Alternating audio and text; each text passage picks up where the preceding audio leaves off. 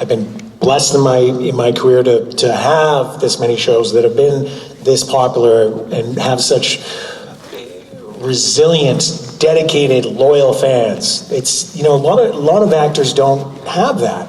There's working actors out there who, you know, have successful careers and stuff, but they haven't been part of shows that have a really like active and loyal fan base such as this one. You know, it's rare. There are fan bases, but they're not like you guys. You guys are a special group. And what's even more fascinating about this group in particular, and really blew me away with the last convention I did, was how many new fans I saw. You guys have been doing these conventions for 20 years. There's always like, you know, it's my first time. And you're like, oh, welcome. We all talk about it. It's like, oh, there was a bunch of new people today. But when I say a bunch, I mean like, you know, there's 6 or 7 or maybe under 10 new fans who've come to check out a con for the first time. The last one I did, my God, man, there were so many. I've never been to a convention in 20 years of doing conventions where I saw that many new fans. And, you know, that's not a bad thing. That's a great thing. It means the show is still alive and active, and new fans are taking it in and loving it as much as you guys, you know, so much so that they're deciding to come to these conventions, be part of the family. So we should embrace them and be grateful for that, I think.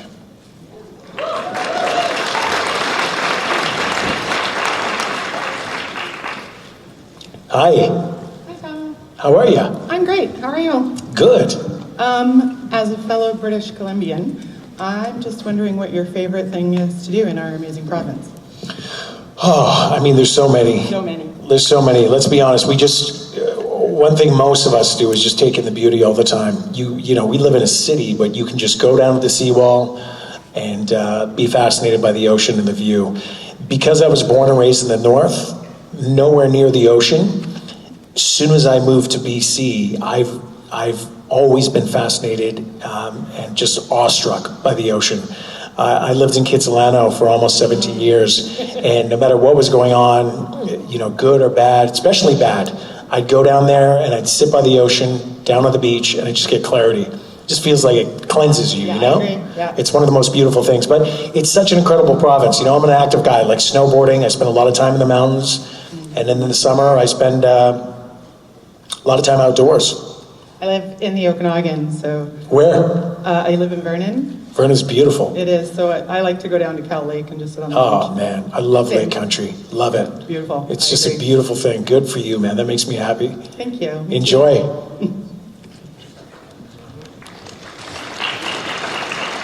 Hi. Hi. I was super excited to see you on Supernatural because I loved you as Hilo on Battlestar. Oh, thank you. Thank you. So I'm wondering why, actually, do you like playing Ezekiel or Hilo better and why? And which set did you like being on better, or which cast did you like working with better and why? Wow. Pick your favorite kid. A lot of pressure here.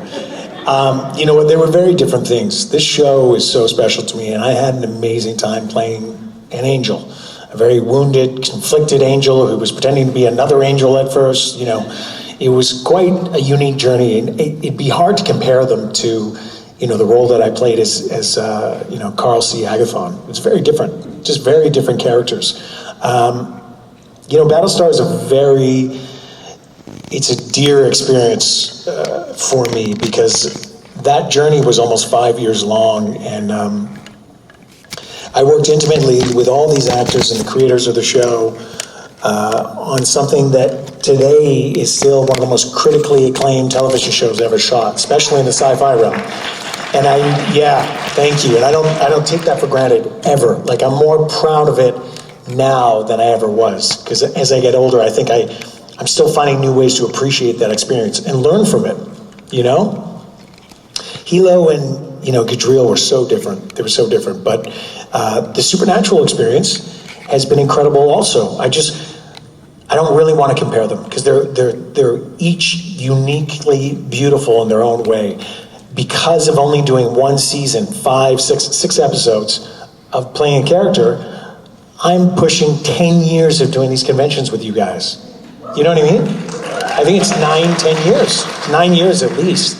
It's just like that. I remember when these started. I remember the day that my first scene that I ever shot, and I had some stuff going on in my life at the time that was very challenging, but the kismet of it all, the timing of, I don't want to digress too much, but as actors, we're taught.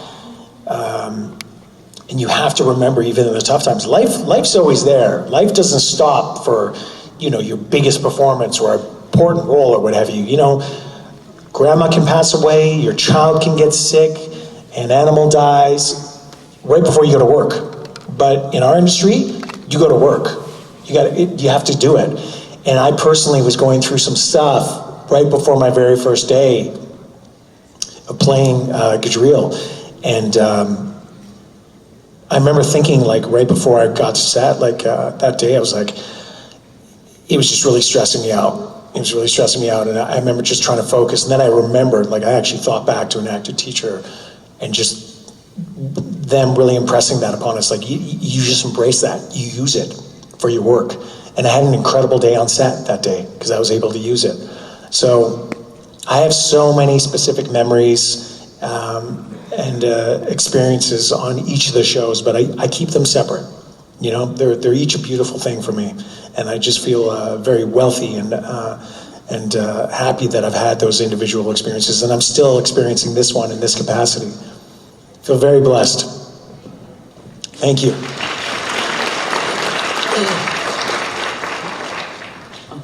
Hello.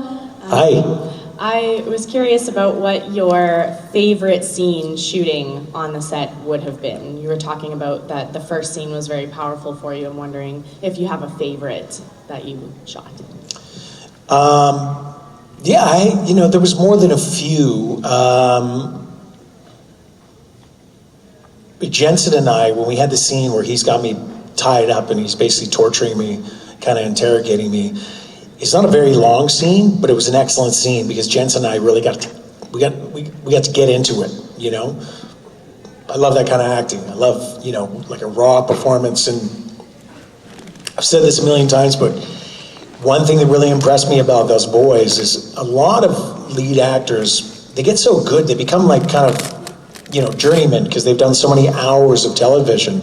But some actors can tend to dial it in a little bit. They don't give you a ton of, when you're acting with them, or they unfortunately will be quite selfish and they make sure that their performance, when they're on camera, is bang on, but they're not reciprocating when they're performing with you. And that's really sad because the art form of acting, it's about that give and take. It's the dance, right? That's how we bring it out of each other, and that's what's expected. Give me something to work with. And that was one of the first times that I got to work in a significant capacity with Jensen, a really good scene, and he brought it, man. He brought it, and I loved it. I just loved it. I can't wait to work with him again in the future. Awesome, thank you. Yeah, thank you.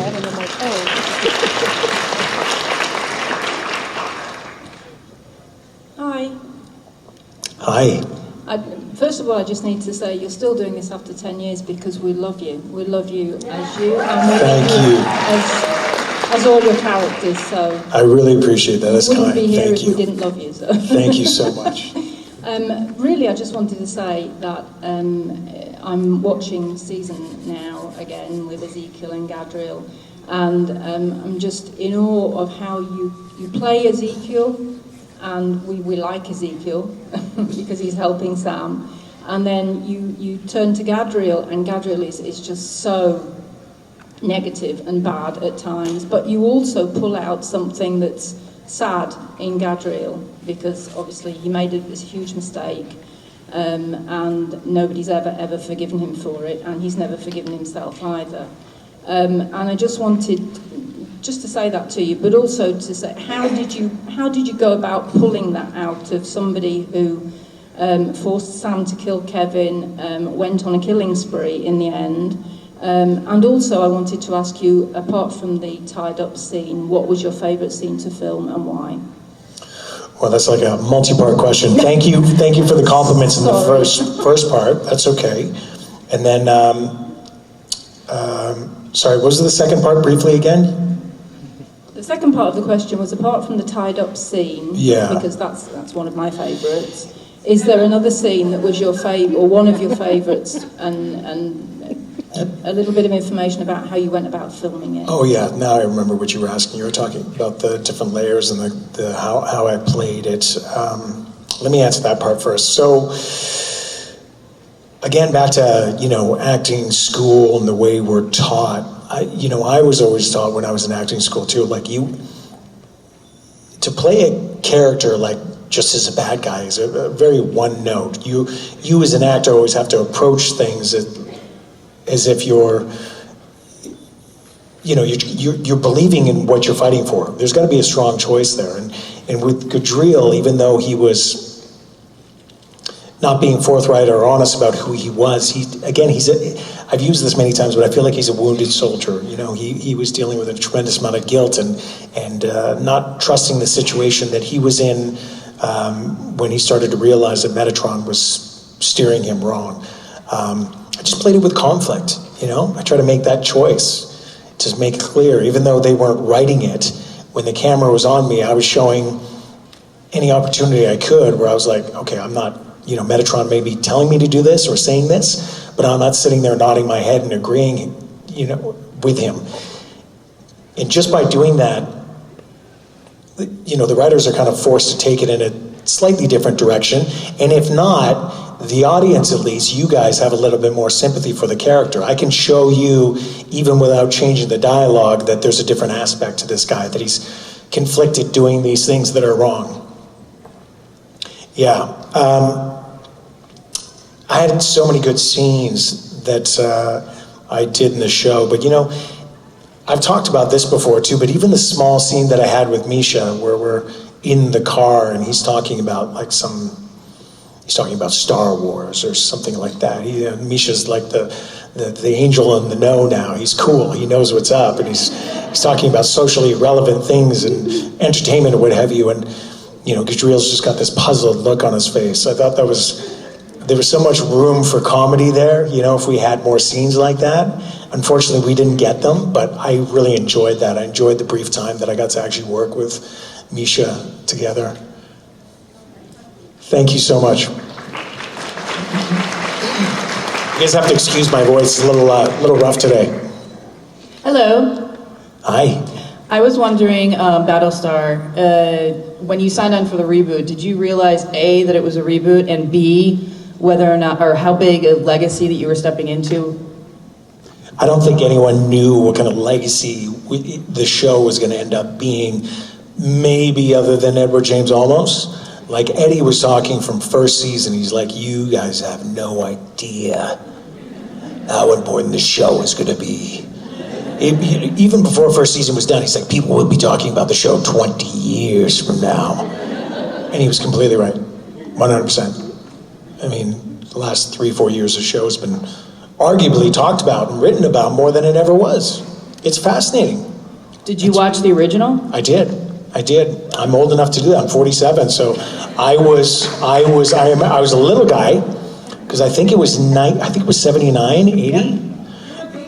Yeah, I was small, but I remember, because I actually have a really good memory, and I remember a lot of my childhood, even when I was like 4. I remember a lot of stuff from when I was that young, and I remember the action figures, because I had some, like I had a Cylon. I had Boxy, the little robot. I was right into it. I remember how big it was, or the potential of it anyway. And I really remember, like in terms of episodes, I remember the next season that they tried to do, that was kind of like the spin-off thing where Starbuck's down on the planet with the Cylon, and they're trying to survive together. I really remember that. And it was funny because when I got the role, we were, I hadn't read the script yet when I got the role. I had the sides, it was an excellent audition, excellent sides to work with. But we went off to do this military boot camp, which was really amazing, to give us like camaraderie and really give us a sense. The director really wanted us to have a sense of what it's like to be in the military. He wanted that to be a legitimate thing that the actors were conveying when we worked on set. And it was incredible that we did it. But I think at lunch one of the days we were sitting in the mess hall, and they put on the original pilot. We got to watch it while we were eating lunch. It was weird, going down memory lane and seeing that after, 35, 36, 37 years. What percentage of the people do you think had seen it, or was a new viewing for them? There was a few of us there was a handful of us who were, around my age or a little bit older. So a few of them had seen it. I think Aaron Douglas had seen it. I feel like Jamie Bamber had seen it. Jamie's got a year on me. I'm not sure that Grace saw it. Grace and I are the same age, Grace Park, but I think it was the first time she'd seen it. Yeah. Did they have some really good reactions to seeing the pilot? I Were there mean, some aha moments? Not to be disrespectful in any way, because I think Gary Larson is a genius coming up with that idea. And it was really, I think it was quite impressive in his time. But, a lot of things don't date well. Even at that time, it looked dated, in terms of the special effects and things like that. You could see that. So I like to just remember it for what it was and how relevant and cool it was at the time. But it didn't, for me anyway, it didn't date that well, and then when we started shooting our show and where we were at with even CGI and the writing and where Ron Moore took it in a different direction and really opened it up. Battlestar was, without a doubt, there's no controversy about this, one of the first real cable shows to open up all these streamers we see now, all this incredible television that's being written now is as a result of, those shows that really set the precedent, like, The Sopranos, Battlestar, West Wing, 6 Feet Under. There was a handful of shows that started out back then that really opened up this new era of streaming and writing, this incredible era that we're in where there's just, you can't even watch the amount of good stuff that's out there. It'd take you a lifetime. I personally can't keep up. Thank you. Thank you. Hello, first convention, first time in Vancouver. I came from Utah. So Welcome. very lovely here and rainy. Love it. It's Yeah. great. It's totally a mood. But my question is, you have a very specific cadence to the way you talk. It's very unique and it's very memorable. Was there any coaching or anything with Jared, like how to pick up on that? I'm sure he, obviously he's talented, so he picked up on that, but anything specific? We didn't know each other very well before we started playing the first character. I'd met Jared a few times at the UFC fights because we're both big fans, and my best buddy Alex had worked with him before and, introduced us, and we had a quick conversation, but it was always, it was just about the fights, and we were right into it. And he was just such a sweetheart. You could always tell that. But when I ran into him on set, there was just a very brief conversation, and it was just about like, hey, welcome to the show, blah, blah, blah. And I honestly, I've told this story many times too, I thought I was going to be playing him first. That's what was communicated to my agent and told to me. So I'm like, I'm okay, I can do my thing, and then I guess the lead of the show has to kind of follow suit or do whatever he wants, right? So when I went to set that, the day, and the director was like, hey, do you want to see what Jared did? And I was like, oh yeah, what do you mean with Jared did what? And he's like, well, playing Gadriel, and I'm like, what are you talking about? I'm what? And he's like, well, yeah, we picked up a scene the other day, so he did the scene. And I was like, I was told that I was going first. Are you okay? Yeah, that's probably like a good idea. So, I mean, I've told this so many times, but it was just ridiculous to drop that on an actor, like 5 minutes. I'm like, how much time do we have? He's like, 5 minutes? I'm like, oh wow, okay, 5 minutes? Yeah, thank you for that. I'd like to kick you right in your thigh right now. Let me see what the effing lead of the show did, because yeah, I'd like to not get fired after the first episode, but thank you for having so much confidence in me. Well, heck yeah, you did a great job. Yeah. Even no reverse credit. Well, one thing to Jared's credit, he was very specific in the way he was doing a couple things that were falling in line with, luckily, with choices I'd already made, so it kind of worked. But what I did take on was he was very specific in his physicality, in the way he was moving, And I tried to amalgamate that into what I was doing, and I think that helped. Yeah, absolutely. You did an amazing job. So Thank you very much. thank you. Yeah.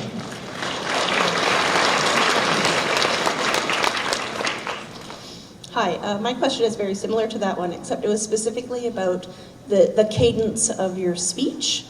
I found that the way that Gadriel spoke had like a very specific rhythm, and I thought that you and Jared both, like you could really see Gadriel come out when Jared was doing it. So you're saying that you had to do it second. So did you pay attention to that cadence, or? You know, the funny thing is, in the scene that I saw, when I really think about it, Jared wasn't even really speaking. He wasn't speaking a lot, but he was his movement, his physicality was very specific. I think he said a few words. I'm just saying, it wasn't like he had a monologue or something where I was like, oh, okay, yeah, you know what I mean? I made a choice just because of how old Gadriel is, how old these angels are. They're from a different time. And so they wouldn't speak like a modern day person. There would almost be a Shakespearean sort of iambic pentameter rhythm to it. It would almost be a little, you know, it's what's the word I'm looking for? It would just have a different cadence. I imagined it being a little bit more of a different era, and there'd be a different rhythm and style of speak, and maybe even volume.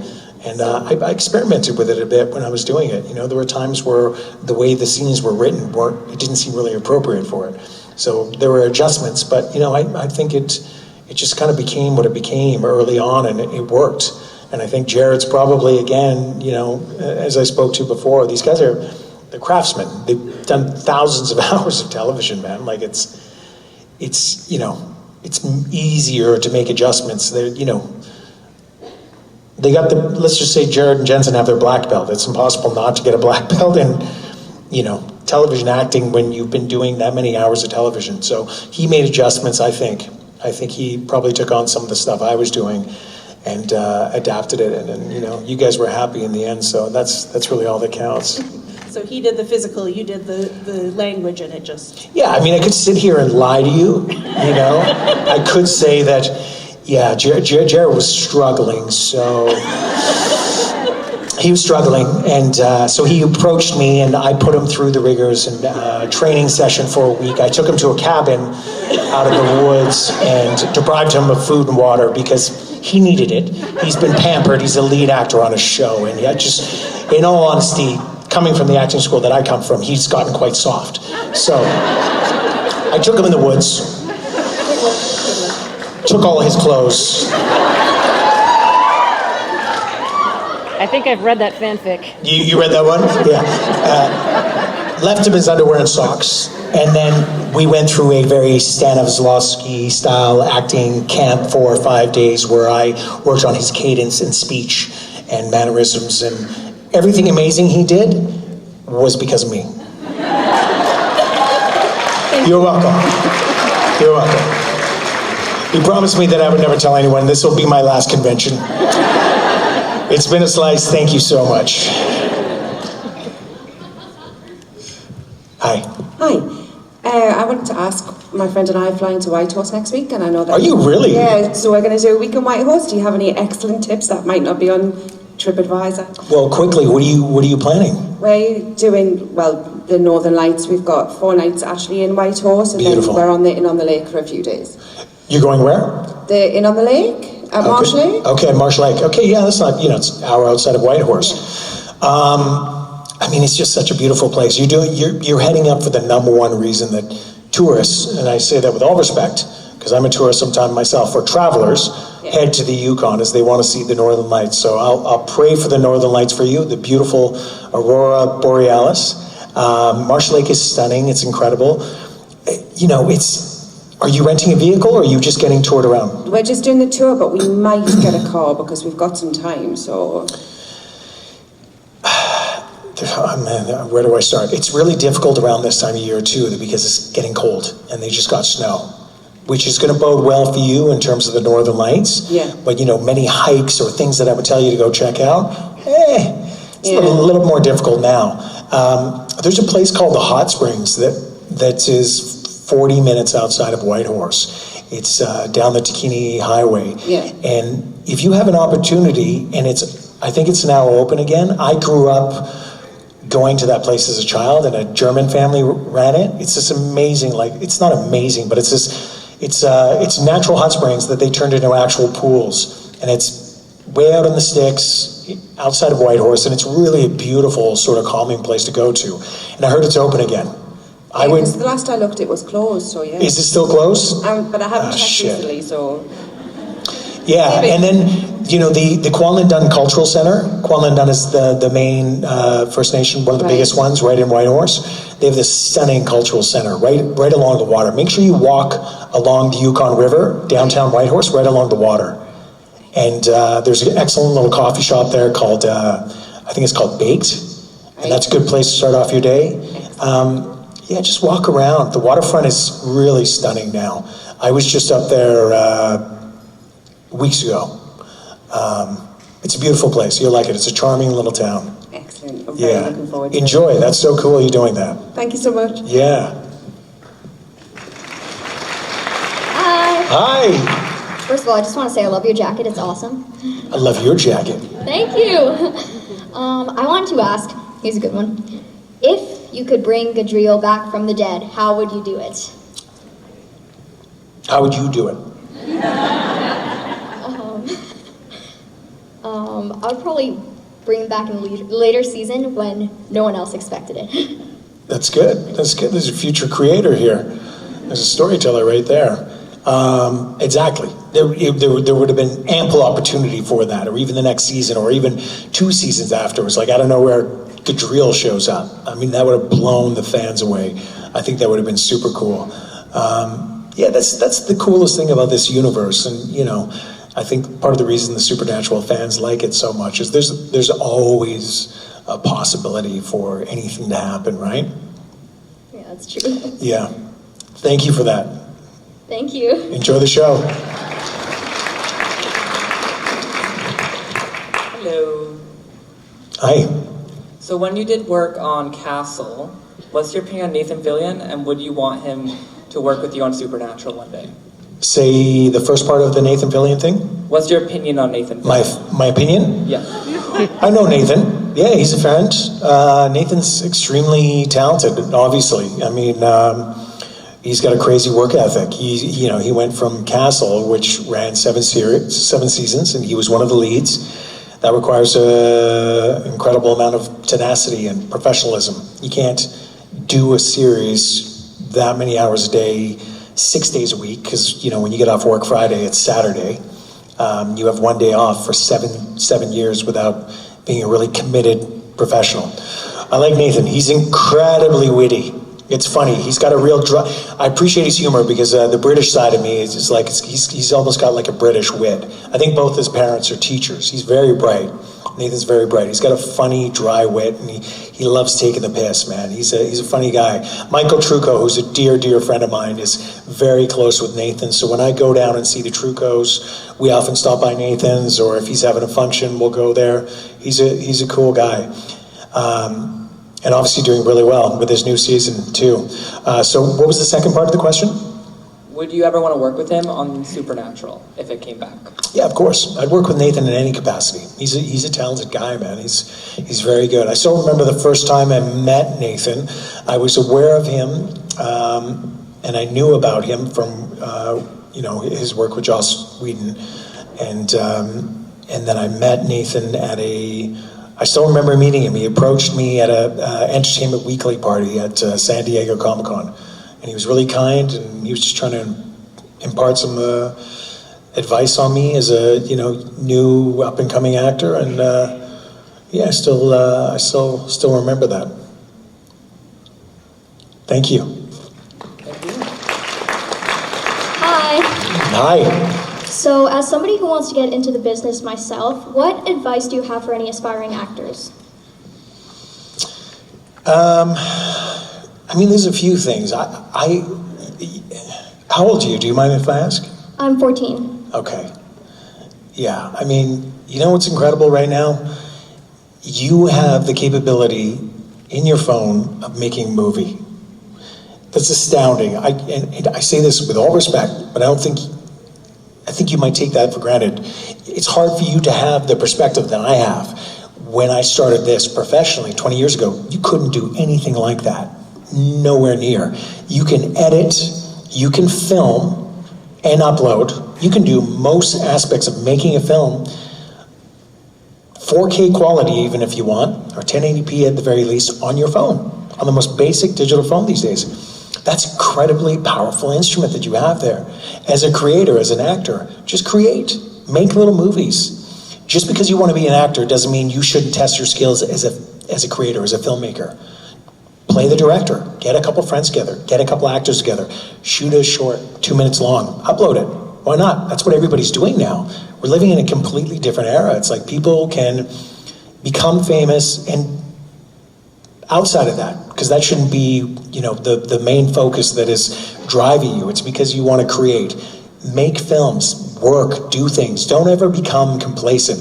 If you get to the point where you're auditioning and you're getting out, or maybe even you've got a bit of a professional career, during the slow times, create, do stuff, get back to class, do a play, make a film on your phone, just create. Keep busy, work, treat it like being an athlete. Great, thank you so much. Yeah, thank you. And good luck. Hey, Tahmoh. Hi. So I love all of your work, of course, but I'd be remiss if I didn't mention how much you scared the crap out of me in Devil in Ohio. Thank you. And how deep did you have to dig to portray a character like Malachi? Yeah, that's a good question. Thank you for the compliment. I actually did an interview with CBC a couple days ago that you should check out. I just posted it today. And I talk at length about my research into cults. And I think you'd find that interesting. Any of you, if you guys want to take 10 minutes, and it's a really good interview. It was good. There were good questions, and I think I was just kind of feeling it that day. I've always been the actor, if there's an opportunity for it, which there was with Malachi and Devil in Ohio, to do the research. I've always been curious about cults, regardless. I think most of us are. They're pretty fascinating, right? The idea that people can be so attracted to these things and can be so invested in them, and how they can just kind of, they usually attempt to move away from mainstream society and do their own thing. But this one was particularly interesting because, it's not to give away anything in the show, I'm sure you can guess it, but it has to do with a satanic cult at that. And that's some scary stuff. That's some interesting stuff. So I went down that rabbit hole a little bit, and I studied and listened to many different podcasts and did some reading specifically on cults, many of them around the world. And I was just trying to narrow down the attributes and the specific things that I at least could discern that was one of the main things that attracted people across the board. I think oftentimes with these cults, and even today, right, at any stage in society, when you're an individual who's feeling like you don't, excuse me, you don't have community or a tribe per se, groups like this kind of prey on people like that. It gives them that sense. So you can understand how they can attract and recruit people early on and how effectively they do it. And it's a fascinating subject. I could talk on it for a very, very long time. Devil in Ohio was a good experience. I wish we had more to do, I really wanted to sink my teeth into the character more, but there was only so many scenes to do that. But it was a really good experience, and I worked with some amazingly talented people, and the show was, even I think 10, 12 days ago, was the second most watched show next to the new Game of Thrones. 1.3 billion minutes watched, according to the Nielsen ratings. So it's done really well. And that's impressive, because I can tell you right now, that show probably had a 20th of the budget of Game of Thrones. If that. Well, thank you for the research that you do because it shows, and as fans, we appreciate that. Makes you a great actor. Thank you so much. I appreciate those words. Hi. Sorry, I will try to make it work.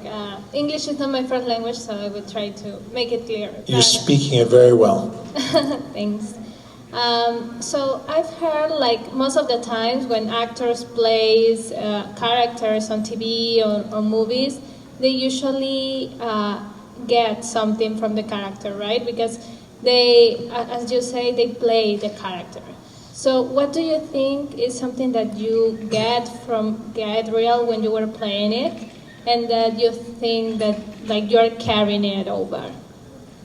That's a really interesting question. It's really good. Well, for instance, after I finish Devil in Ohio, I'm definitely going to start my own cult. I've decided that's a good idea. No, I'm joking. I say that respectfully, of course. Yeah, Misha did. Misha definitely did, and very effectively. Misha, man, that guy. Yeah, I think when you're playing a character like Gadriel, for instance, like you said, you obviously have to explore certain aspects of your own personality that you can bring out in it. You know, you've got to, as actors, we're trained to find circumstances that we can use, substitutions that we can use to emulate the emotions or the experience or the struggles that our character is having. And to the layman, like to the non-actor, it might not make any sense at all. Like, you know, I might be worried about my taxes, and you know, I've got a big scene with, you know, Gadriel is fighting against Metatron or going against them. Well, I might specifically be using that substitution, those goddamn taxes. But I'm doing the scene with Metatron, and you're going, that looks legit. He looks pissed off and stressed out. What you don't know is I'm worried about my taxes. My point is you always got to bring aspects of your own life in there. And I mean, if there's one thing that I took away from playing Gadriel is, you know, I'm the type of actor, like I want to be as present as I can when I'm playing the character. I like dropping in and staying there as much as I can. There's always a part of you that has to, of course, deal with, you know, sound or the director talking to you or what have you. You know, but I want to sit in it. I want to sit in the experience, and because of that, going on that ride with Gadriel, I feel like I know what it's like. I have a sense of what it would feel like to have been him and feeling so alone. Do you know what I mean? He had no community. He didn't feel a sense of belonging. He was a man, he was a soldier who needed a purpose, and he didn't have that anymore. He'd lost his honor, so he was struggling. He was always trying to find a place again and trying to find purpose again. And I felt like I really sat in that at times, and it was really a sad, lonely place. Yeah, but I had a lot of sympathy as a result for him, you know? Yeah, thank you very much. That was very deep. Thanks. Thank you. Thanks.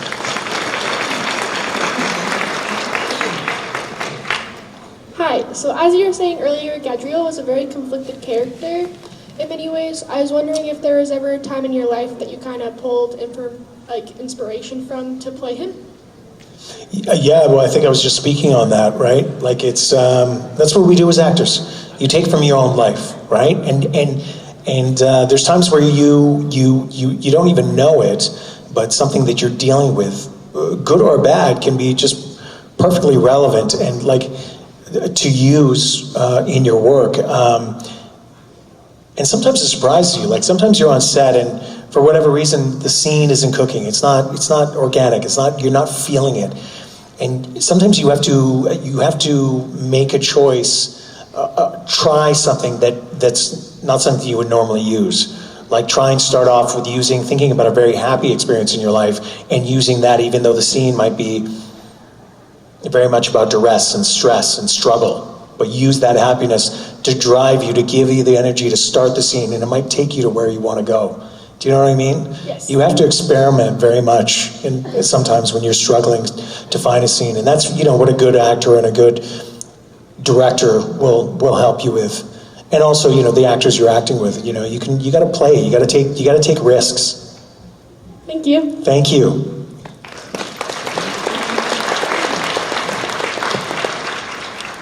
Hello. Hi, good to see you, as always. You as well. Looking for a restaurant recommendation for tonight. What kind of food? What kind of food? Not something super fancy, just... The problem with that question a nice, is... good, solid, now I'm feeling fat and happy again. Oh, man. The problem with that question is kind of like when people ask you, hey, what are your favorite films? And you kind of draw a blank. Like, I get that sometimes with Vancouver.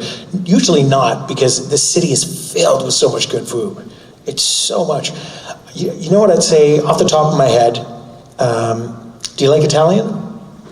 It's not super fancy Italian, but I'll give you two places. They used to be sister restaurants. I'm not sure if they're connected anymore, but there is Tavola, which is excellent food, and it's the end of Robson and Denman, Tavola. And then there's Nook, which is the same type of thing, but there's one in Kitsilano, and I love Kitsilano. It's right by the water. Nook is just on, it's right on U Street, which is right by the Kits Beach and stuff. So that's easy to get to, even if you're staying downtown. That's a 10-minute Uber ride. Thanks. Yeah. I think that's it, guys. Listen, it's always a pleasure. Thank you so much, guys. Having a blast this weekend. I'm super excited to be here, and I know you guys are gonna have a great time. Sorry, we were late. That's okay, man. You know what? The timing was perfect. We had the last question. She finished. You guys sauntered on. It all works. I can listen to your dulcet tones all night, though. Yes. Well, you gotta pay for that shit, buddy. I will. I'm starting a call, so you can be part of it. Ladies and gentlemen, Tahmoh, Penikett. Good going. Oh, wow.